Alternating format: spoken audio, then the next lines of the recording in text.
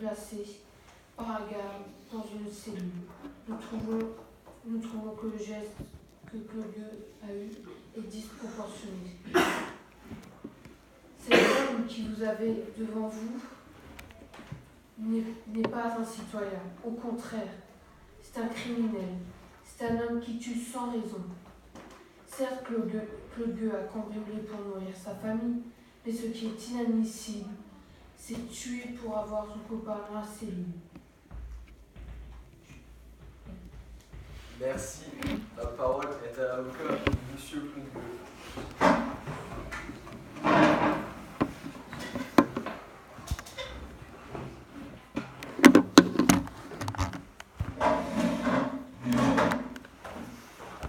Bonjour monsieur. Je vais prendre la défense de monsieur Claude Gueux pour ce meurtre qui est totalement injustifié, car la prison l'a rendu fou. L'harcèlement constant de ce gardien qui est monsieur de la Seine était inadmissible. La jalousie a apporté la révolte de ce personnage qui est monsieur de la Cour, car il était jaloux de monsieur Claude Gueux.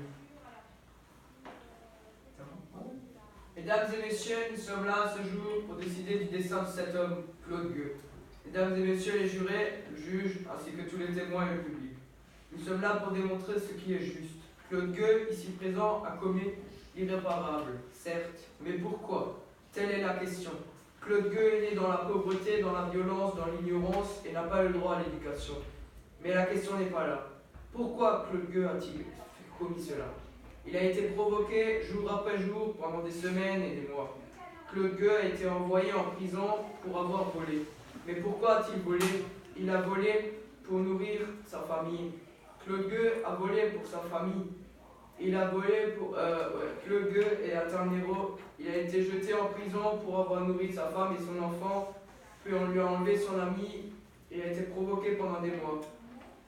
Claude Gueux n'est pas un criminel, c'est notre justice qui l'a rendu tel. Claude Gueux est la victime dans cette affaire. Claude Gueux ne mérite pas la peine capitale, car il n'est pas un criminel mais une victime, un héros. Oui, j'ai bien dit une victime de la société. On ne lui a jamais bien laissé la chance de s'intégrer, et c'est pour cela qu'on est là aujourd'hui. Merci de votre attention. Moi, je veux bien rajouter quelque chose, c'est que certes, monsieur de la Seine avait une femme et un enfant, qui maintenant est orphelin, et monsieur Claude Gueux a aussi une femme et un enfant. Donc si la peine capitale est donnée, il y aura aussi une famille détruite derrière. Merci. Merci. La parole est au procureur. Quelle sanction avez-vous choisi pour Claude Gueux?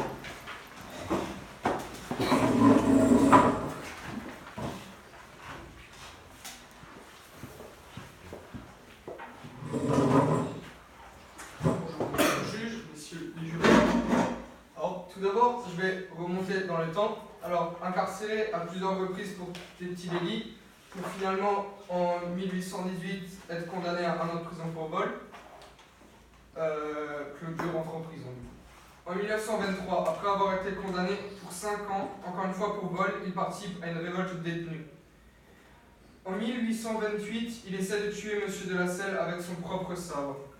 En 1829, encore incarcéré pour vol, un cheval cette fois-ci, il a été condamné à 8 ans de prison. En prison, il fait la connaissance de Félix le Grand, plus connu sous le nom de Albin, avec qui il entretenait des relations homosexuelles.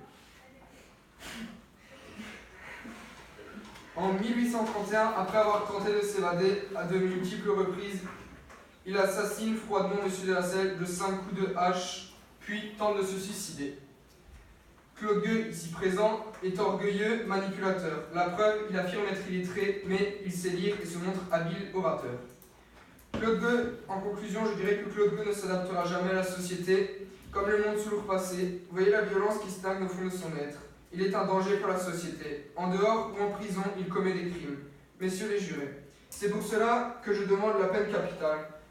Car, qu'est-ce qui nous dit que si la peine capitale n'est pas appliquée, il ne tuera pas à nouveau en prison un gardien? Un gardien peut-être, lui aussi, père de famille, comme M. de la Selle. Merci à vous. La parole est au témoin, donc Albin.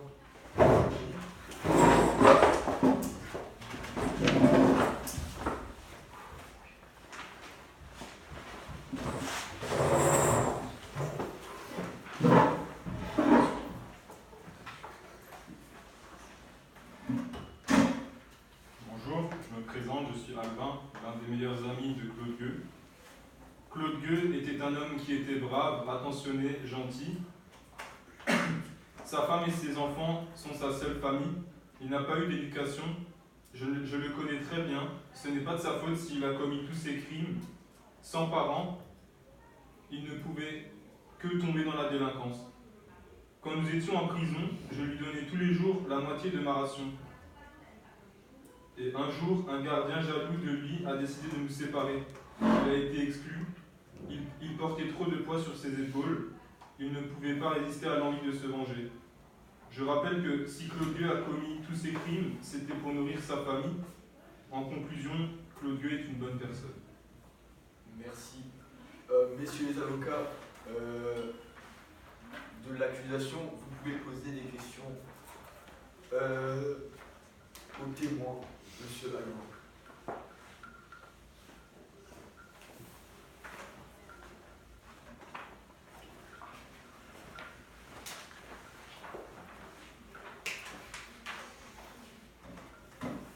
Quelque chose, mais L'accusation, c'est qui?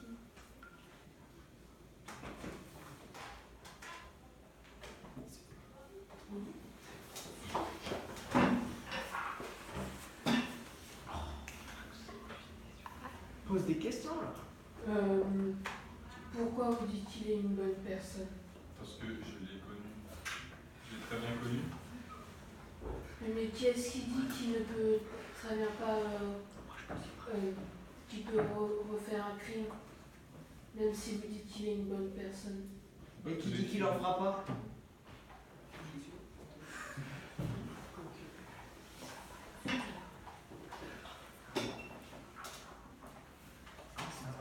monsieur le juge de la défense.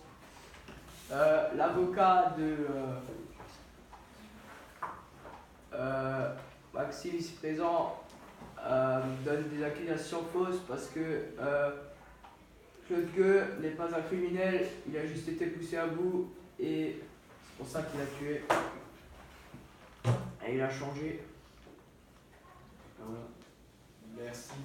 Quelqu'un a-t-il encore quelque chose à rajouter? Moi, Oui.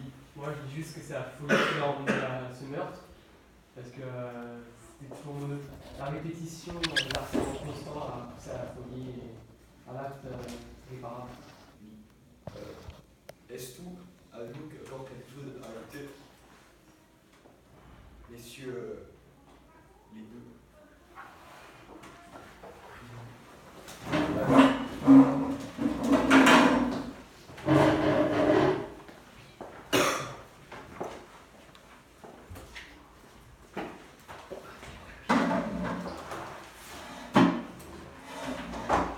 Bonjour, je me présente, c'est l'un des prisonniers qui a vu la scène.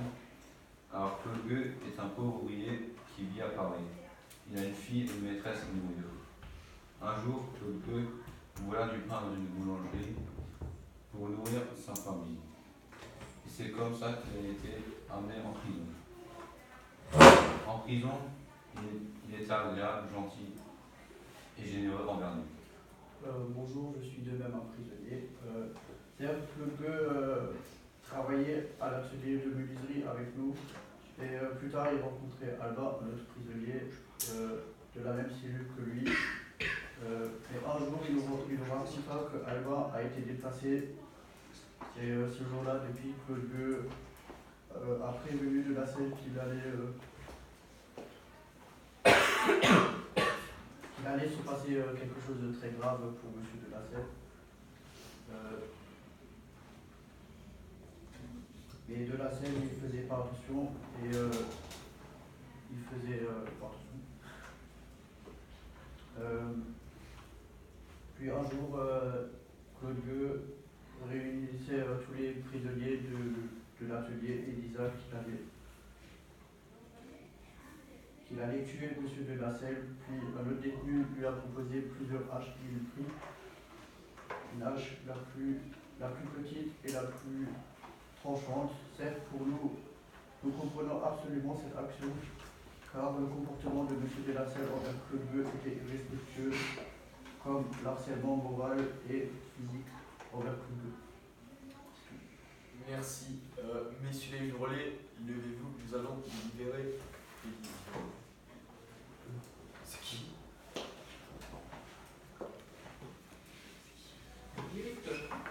Monsieur le directeur, la parole est à vous.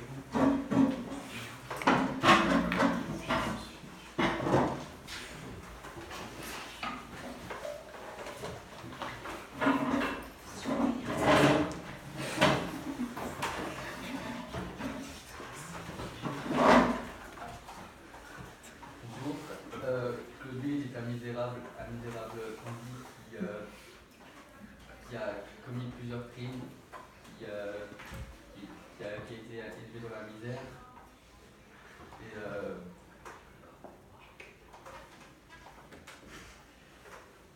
Et était le prisonnier le plus respectueux de toute la prison.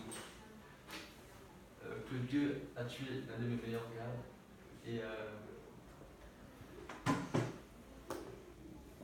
Claude était jaloux des autres prisonniers qui suivaient mieux.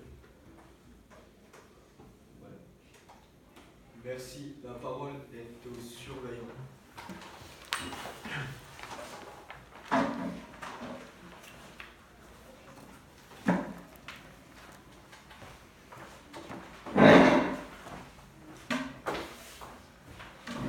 Bonjour, je suis le surveillant. Je vais vous raconter l'histoire, enfin ce que l'on m'a dit. Claude Gueux décala la main vers le loquet de la porte de sortie au moment de la réponse du directeur. Claude, faisant un pas en arrière dans sa main, se leva juste avant que le directeur criât. En effet, Claude donna 3 coups de hache, étant donné qu'il lui avait ouvert le crâne. Mais par contre, ce que j'ai vu, c'est qu'il voulait se suicider à coups de ciseaux. Merci. Quelqu'un a-t-il encore quelque chose à rajouter?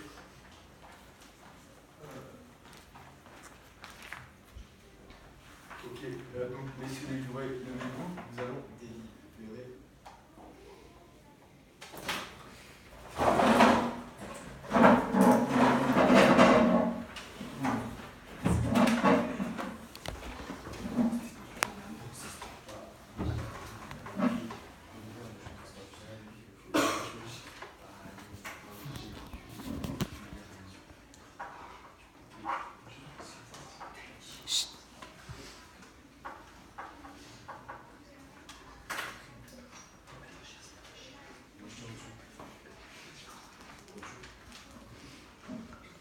Merci, rasseyez-vous.